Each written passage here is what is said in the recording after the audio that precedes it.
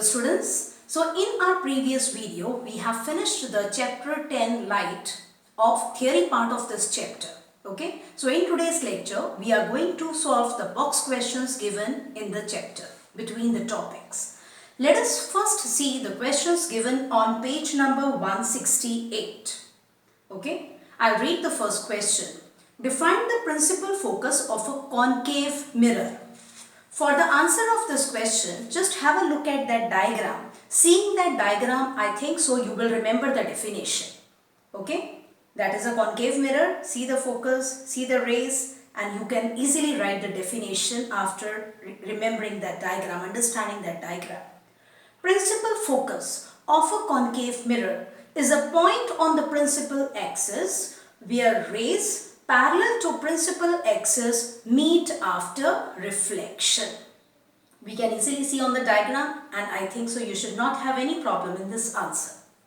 Now the next question is, the radius of curvature of a spherical mirror is 20 centimeter.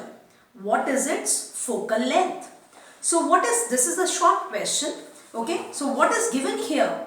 What is given? We shall write what is given first. Radius of curvature. We know radius of curvature is represented by capital R. Radius of curvature of a spherical mirror is 20 centimeter. So capital R is 20 centimeter. What is the focal length? Focal length is represented by small f. So this is question mark I have to put here. It means we have to find out this. Now, as we know that in our syllabus we are considering mirrors having small apertures. Small apertures means whose aperture is smaller compared to their radius of curvature. And in that case, we know that F lies midway between C and P as I have shown below. See, CP is R and F lies midway between C and P. So focal length is distance between F and P. Radius of curvature is distance between C and P. And as capital F lies midway between C and P, so the focal length small f is R by 2. This is just for the explanation. No need to draw the diagram. I have just drawn it so that you can understand and remember it. So write the formula for this, considering it to be for the smaller aperture mirrors only. Small f is R by 2. R is 20 centimeter. So 20 by 2 is 10 centimeter. So focal length of the given spherical mirror is 10 centimeter. Here we have not mentioned whether it is concave or convex, so no need to worry about the sign of focal length. I hope this is clear to you. Now I'll read the third question. Name a mirror that can give an erect and enlarged image of an object. If you remember the diagrams of concave and convex mirror, we know that concave mirror, which is also called as converging mirror, can produce both type of images, real as well as virtual. In only one case, that is when the object is between F and P, it produces virtual and erect images and the images are enlarged. Even if you recall the uses of concave mirror, you will remember that they are used as shaving mirrors. Okay, they are used by the dentist to see the large image of the teeth. So we know that concave mirror produces erect, virtual, erect and enlarged images. Okay, and convex mirror, it always produces virtual, erect and diminished images. So we have to name the mirror which gives erect and enlarged image. The answer will be concave mirror. And now the fourth question on this page is, and the last question is, why do we prefer a convex mirror as a rear view mirror in vehicles? Convex mirror is preferred as a rear view mirror in vehicles. We have discussed this before also. Let us just recall and write the points. Now convex mirror always gives virtual and erect images and also diminished images. Now we know that concave mirror gives different size of images for different positions, and also it gives real inverted images for the distances more than object distances more than small f, more than focal length. So convex mirror for all the object distances, it gives virtual erect images although diminished, which will be helpful while driving. So, and also the convex mirror, here this mirror is curved inward. Convex mirror, so if we prefer, concave mirror cannot be used as a rear view mirror because it gives us real and inverted images. Plane mirror gives us virtual and erect images always of the same size as that of the object, but their field of view is limited. Convex mirrors are curved outwards, so they gives virtual and erect images for all the object distances just like plane mirror, but their field of view is wider as they are curved outwards. So convex mirror is preferred as a rear view mirror in vehicles. Why? 2 points we should mention. Because it gives erect images of all the objects lying at different distances in front of it. It means behind the car. It gives wider field of view as it is curved outwards. Thus helps in safe driving. I hope these 4 answers are clear to you.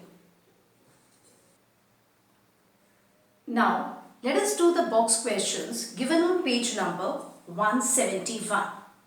There are only 2 questions. First question is, find the focal length of a convex mirror whose radius of curvature is 32 centimeter. So first of all, we shall write here what is given? Convex mirror. When it is mentioned which type of spherical mirror it is, they are talking about, we should always write. So given convex mirror. And they have mentioned find the focal length of a convex mirror whose radius of curvature is 32 centimeter. So radius of curvature capital R is 32 centimeter. Because it is a convex mirror, we know that radius of curvature is positive as C lies on the right hand side, and as per convention this is positive. We have to find the focal length, small f, question mark. So we shall write the formula. F is R upon 2 is equal to plus 32 upon 2, and after simplification answer comes out to be plus 16 centimeter. This is just similar to the example that we have done before, but in this case as they have mentioned convex mirror, so we shall put positive or negative whichever sign is applicable. I hope this is clear to you.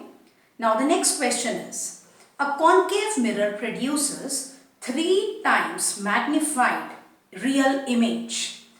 3 times magnified or enlarged real images formed by a concave mirror. So what is given? Concave mirror which produces 3 times magnified enlarged real image of an object placed at 10 centimeter in front of it. So object is lying at distance 10 centimeter in front of it. So U is, object distance is represented by U, and as per convention it is minus 10 centimeter. Where is the image located? It means we have to find the image distance. Okay.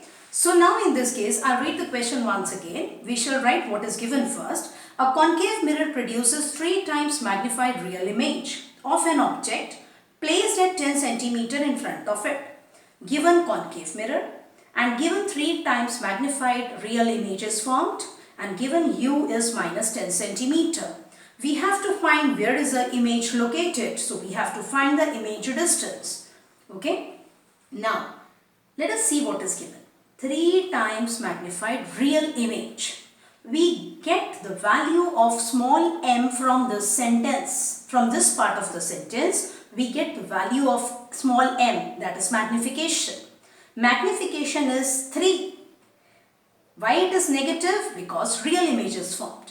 And you have studied already that negative sign has to be used for real image and positive for virtual image. And I have written on one side, it is not compulsory to write, that is just to make you understand, make you recall how m is minus 3.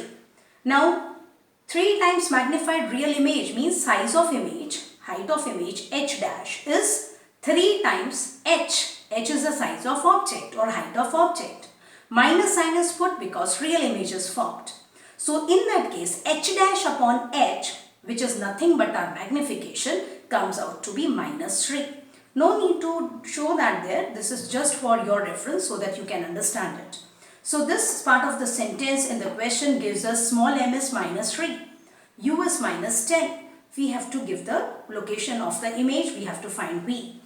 We know that for mirrors, magnification has one more expression, that is it is equal to, m is equal to minus V upon U.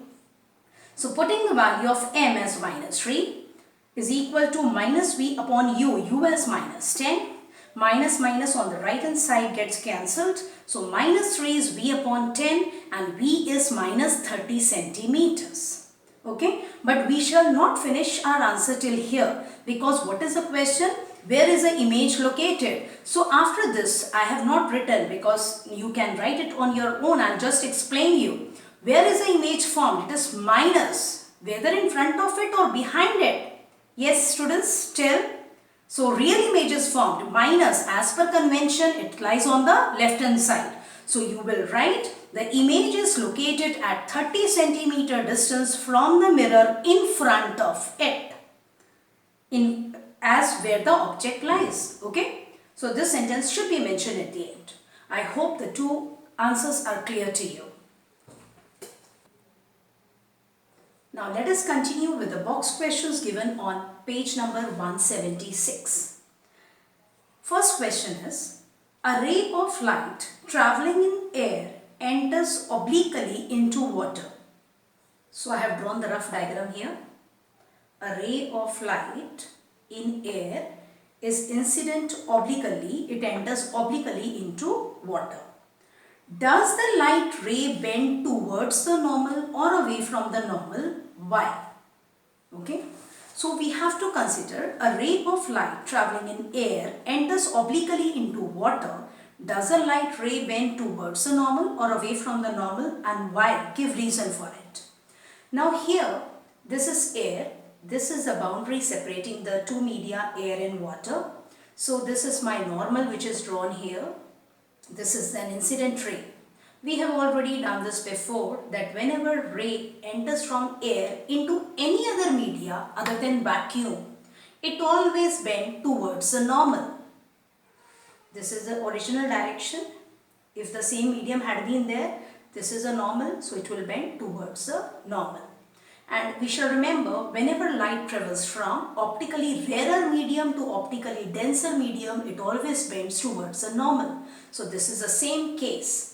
Optically denser medium means the medium in which the speed of light reduces, and we know speed of light is more in air than speed of light in water. So I have written there, light bends towards the normal as it enters from optically rarer into optically denser medium as its speed reduces, because speed of light is less in water than its speed in air. Now the next question, I'll read it. Light enters from air to glass having refractive index 1.5. So what is the speed of light in the glass? The speed of light in vacuum is 3 into 10 raised to 8 meter per second.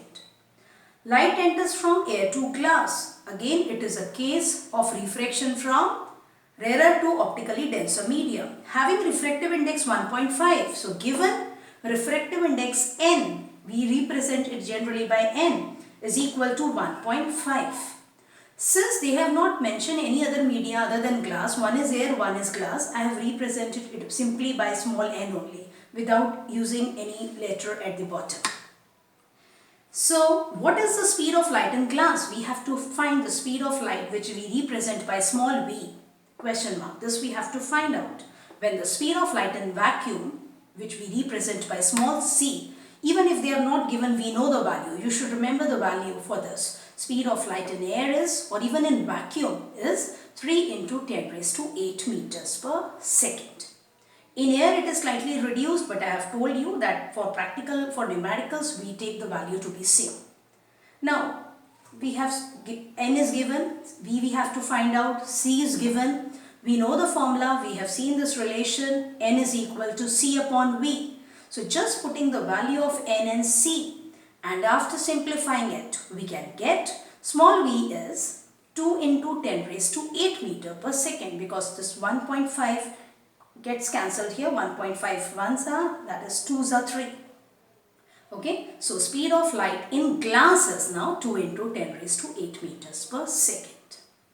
Clear? Now the third question is, I hope it is clear. Now the third question is, find out from table 10.3 the medium having highest optical density.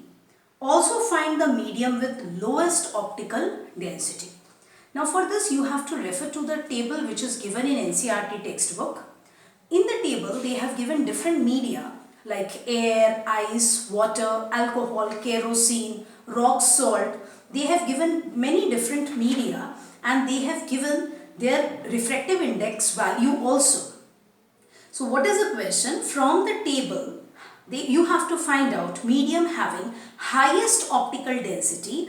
Also find the medium with lowest optical density. Now we know that. See here.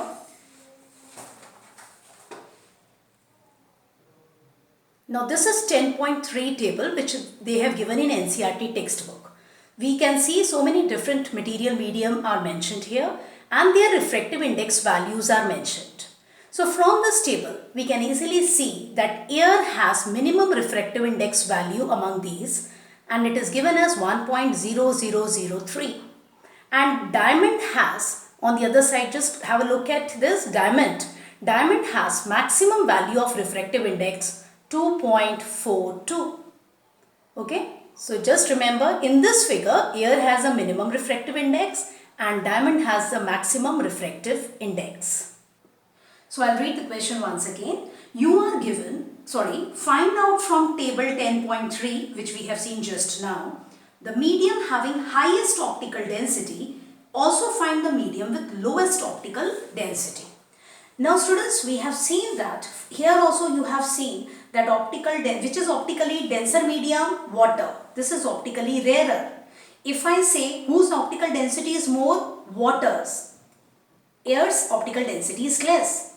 And if we see this formula, so optically denser medium, refractive index value is inversely proportional to optical density of a medium, which depends upon refractive index, and it is inversely proportional to speed of light in that medium.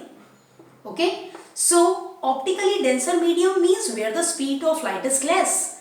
Where speed of light is less means n is more.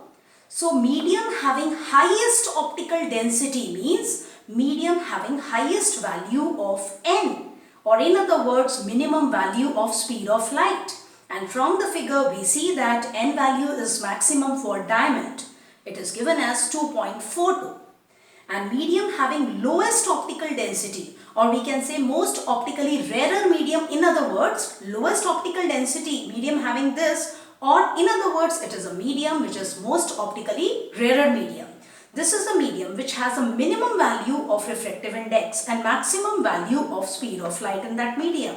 From the figure table, refractive index for air is minimum and it is 1.0003. So we can say medium having lowest optical density is air. As optical density increases as refractive value increases. Students, in this case, in the table they have given refractive index value and this was a question. Suppose instead of refractive index values, if they give us table in which speed of light is mentioned in different media and then you are given the same question, how will you find out? In that case, you will choose the medium in which the speed of light as n is proportional to v. So, medium in which the speed of light is least, that should be the medium having highest optical density, and medium in which the speed of light is maximum, that is a medium having lowest optical density. I hope this answer is clear to you. The fourth question is, you are given kerosene, turpentine and water. In which of these does the light travel fastest? Use the information given in table 10.3. Okay, so you are given three media, kerosene, turpentine, water, and you have to refer to the table for the refractive indices value, and I have written here from the table itself that refractive index for kerosene is 1.44, for turpentine it is 1.47 and for water it is 1.33. Question is, in which of these does a light travel fastest? You know that refractive index is inversely proportional to V.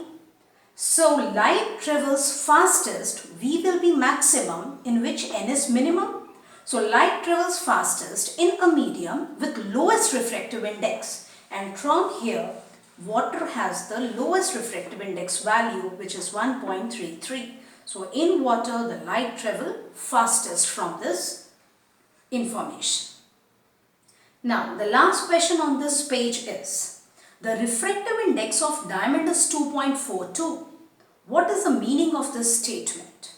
Refractive index of diamond, small n, is 2.42. What does it mean? See, we can write here n is 2.42. We know the formula for n is C upon V. And so from here, V is equal to C upon 2.42. What is speed? C, speed of light in air or vacuum.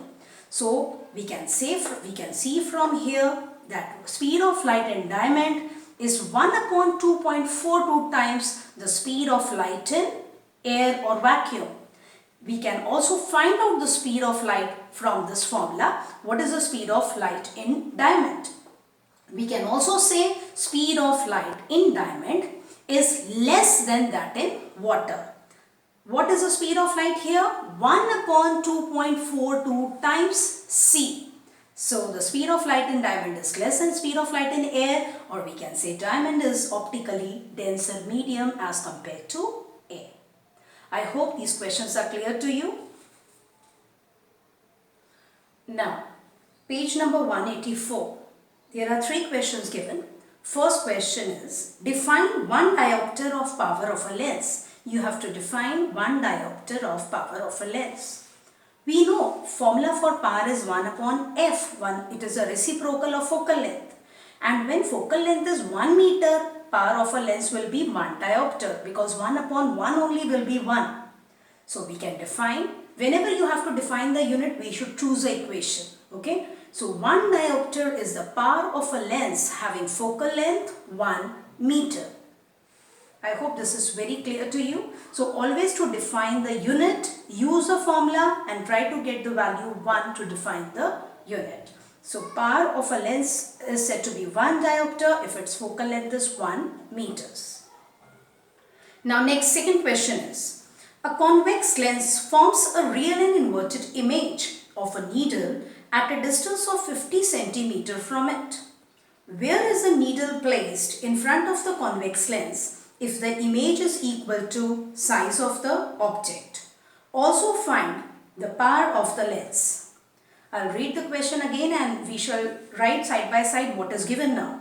A convex lens. So given, first of all you should mention that it is convex lens.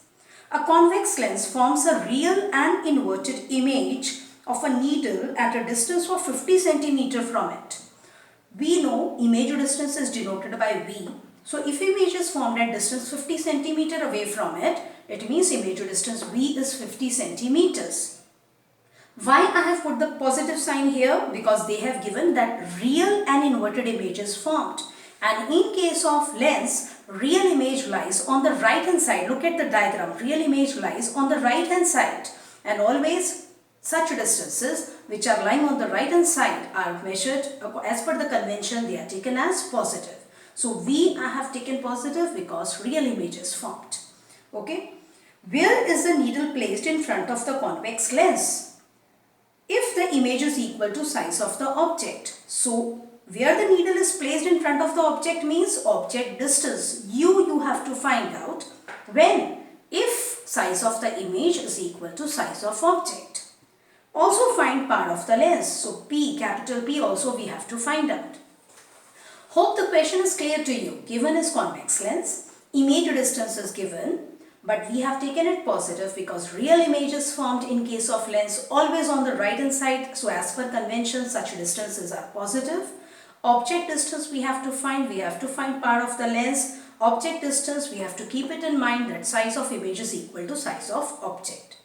For you, there is no need to diagram unless they ask you to draw it, but I have drawn so that you can get the idea how to solve it. Now convex lens diagram, see I have drawn when the image size is equal to object size. This is a case only and only when the object is placed at 2f, that is center of curvature.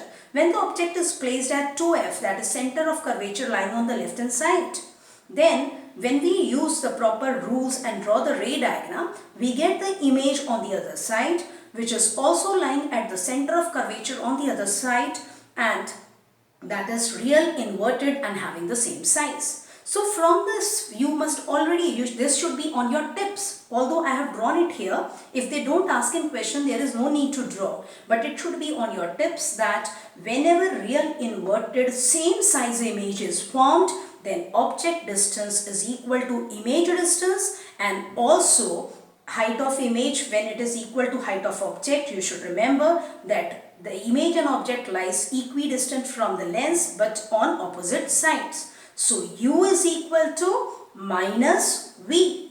And so what is v? V is, why we have put minus sign? Because u lies on the left hand side. So u value has to be negative. V is positive. So u is minus v. U is minus 50 centimeter. So this part we have done. I'll tell you one more method how to get it. First let us see this. Now also find power of the lens. We know there is only one formula for power of the lens, that is P is 1 upon f. So in order to find the power we have to find the focal length of the lens. And how will you find focal length? Now from the diagram or from your knowledge you must be knowing that V is formed at 2f, which is twice focal length. This distance is twice focal length in case the image is of same size as that of object. So V is equal to 2f, twice focal length. So f is equal to V by 2, and putting the value of V along with sign, we get f is plus 25 centimeters. Plus, as expected for convex lens, we know that focal length of convex lens has to be positive. I have converted that into meters because I want to find the power. Power is 1 upon f, where f should be in meters. So plus 1 upon 0.25, and also in the different reference books you will find power is 1 upon f in the bracket meters or 100 upon f in centimeters. So 100 upon 25 is equal to plus 25. Answer 25 fours are. So you write the answer with positive sign and proper unit. Plus 4 diopter. So power of the lens is plus 4 diopter. Either you can write the complete name of the unit or the symbol. Remember that when you write the unit, it should start, symbol is capital D, but when you write the complete name of the unit, it should start with small letter d. If you write it with capital letter D-I-O-P-T-R-E, it will be considered wrong. I hope this is clear to you. Look here now. Real image is formed which is of same size as that of object. So we can also find out u by using this method. Now we know m is h dash upon h. If h dash is equal to h, image size is same as that of object. So what will be value of m? It will be 1. Why I have taken minus sign? Because it is real image. So m is equal to minus 1 for such case, real image of same size as that of object in case of lens. So m is minus 1. We know for lens m is also equal to v upon u. Remember, for mirrors m is minus v upon u, for lens it is plus v upon u. So m is v upon u, which is equal to minus 1. So from this, v is equal to minus u, or u is equal to minus v, and putting the value of v we can get u is minus 50 centimeter. This is the same, but just to make you understand, I have used this m expression in this case. I hope it is clear. Now the last question of this box question is, find the power of a concave lens of focal length 2 meters.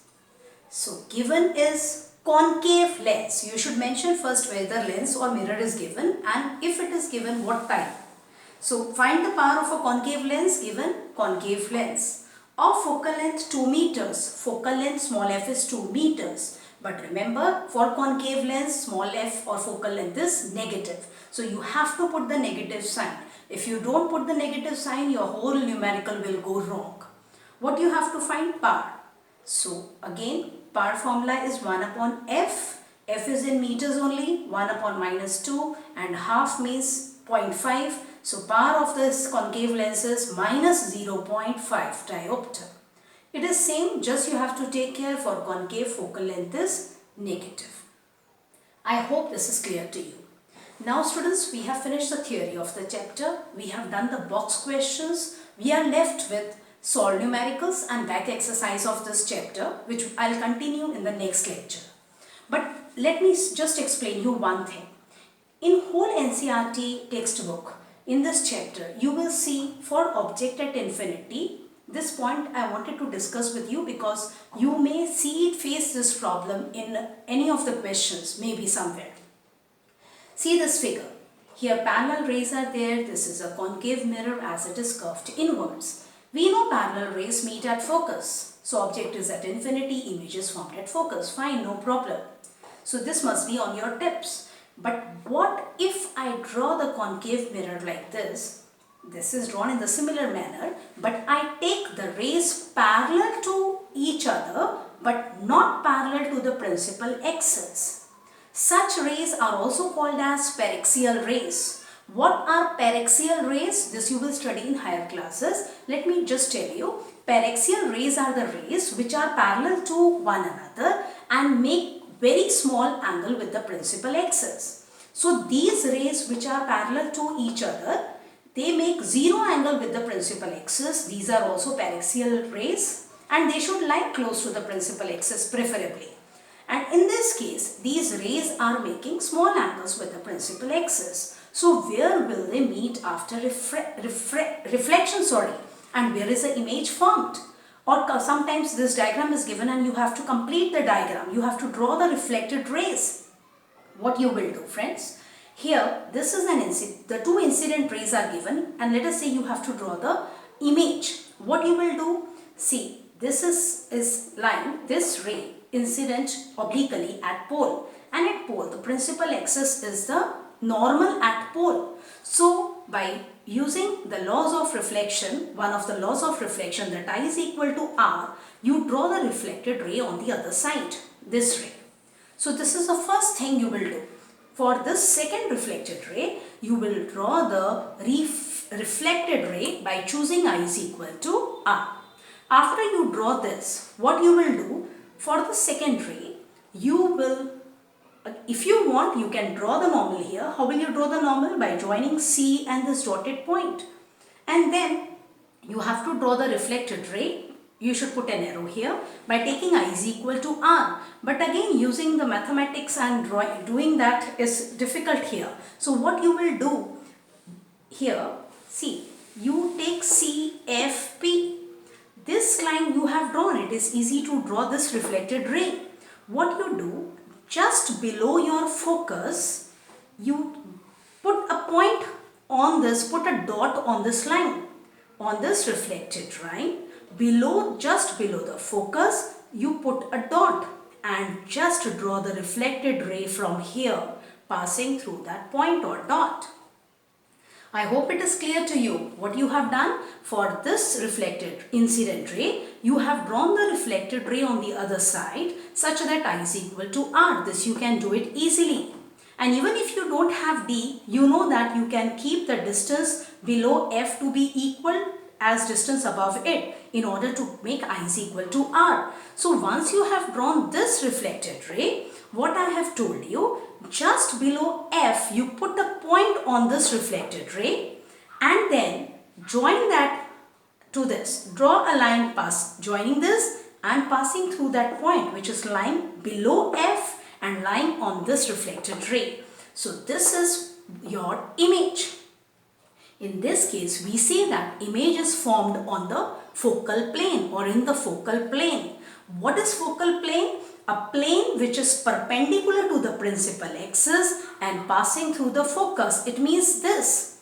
A plane which is perpendicular to the principal axis and passing through the focus is the focal plane. And in this case, image is formed in the focal plane. I hope you have understood this and I hope the theory and box question solutions are clear to you. So we'll continue with this chapter in the next lecture. Thank you, students.